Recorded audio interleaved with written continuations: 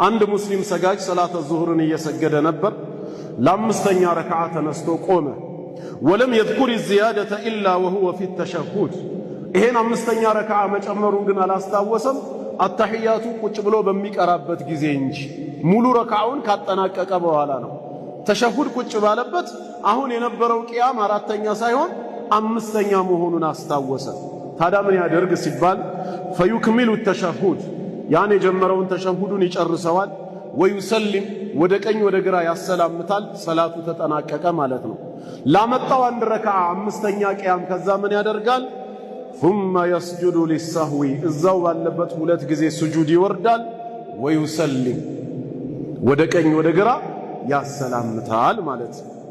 فإن لم يذكر الزيادة إلا بعد السلام እሺ መጨመሩን ያስታወሰው ሰላቱን አሰላምቶ ከጨረሰ በኋላ እንጂ እዛው ሰላት ውስጥ ካልሆነስ ካሰላመተ በኋላ ዚክር እያደረገ ወይ ዱዓ ላይ ከነበር ዱዓ እያደረገ በሶላቱ ላይ አንድ ረክዓ መጨመሩ ትዝ ካለውስ ምን ያደርጋል? ሰጀደ ሊሰህዊ ወሰለም ሌላ ምንም የሚያደርገው ነገር የለም። እዛው ባለበት ሁለት ጊዜ ስጁድ ይወርድና ወደ ቀኝ ወደ ግራ ያሰላምታል። ወኢን ذكر الزيادة وهو في أثناء الركعة الخامسة ግን ጭማሬ መሆኑን ያስታወሰው እዛው በቆመበት ወይ ሩኩዕ በወረደበት ቢሆንስ አራተኛውን ጨርሶ ያንን የዙህር ሰላት ለተሸሁድ መቀመጥ ሲገባው ረስቶ ለአምስተኛ ቆመ።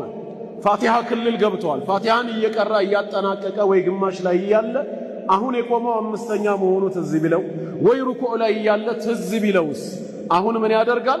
አንዴ ጀምሬያለሁ ልጨርሰው ሳይሆን ማለት ያለበት ጀለሰ ፊል ሐል ያለበትን ሁኔታ ትቶ ሄዶ ቁጭ ነው ማለት ያለበት። ለምን? ከሁለቱ ስጁዶች በኋላ አሁን የማን ነው መብቱ?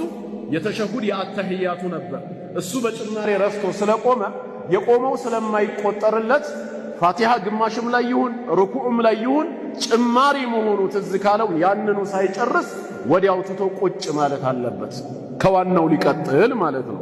ከዛም ፈየተሸሀድ አተህያቱን ተሸሁድን ይቀራል።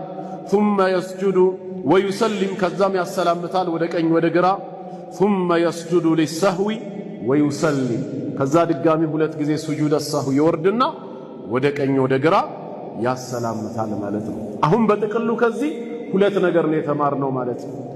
በመርሳት ምክንያት የሚመጣ ጭማሪ ሰላቱ ላይም እያስታወስነው ይሁን ወይም ተሸሁድ ላይ ወይም ሰላቱ ካጠናቀቅነው በኋላ ስጁድ السهو ግድ መሆኑን አንደኛ ትምህርት አገኘን ማለት ነው።